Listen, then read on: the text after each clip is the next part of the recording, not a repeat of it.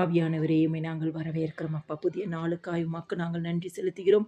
1 ராஜாக்கள் 9ஆம் அதிகாரம் 3வது வசனம்.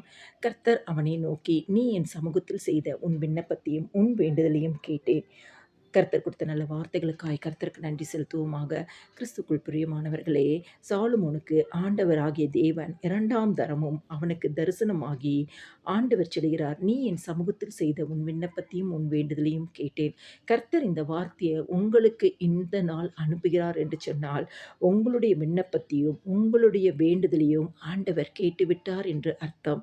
கிறிஸ்துக்குள் பிரியமானவர்களே, நம்முடைய ஆண்டவராகிய இயேசு கிறிஸ்துவின் சமூகத்தில் எத்தனையோ நாள் நீங்கள் விண்ணப்பம் பண்ணி கொண்டும் வேண்டுதல் பண்ணி கொண்டும் ஜெபத்திற்கு பதிலுக்காக காத்து கொண்டே இருக்கிற உங்களுக்கு ஆண்டவர் உங்கள் விண்ணப்பங்களையும் வேண்டுதலையும் கேட்டுவிட்டார்.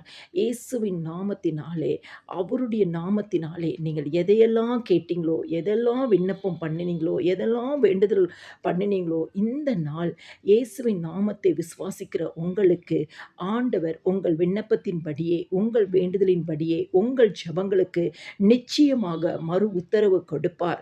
ஆண்டவருடைய நாமம் மாத்திரமே மகிமைப்படும். எல்லா துதியும் கனமும் மகிமையும் ஸ்தோத்திரமும் என் ஆண்டவராக இயேசு கிறிஸ்து ஒருவருக்கே செலுத்துகிறேன். ஆமென்.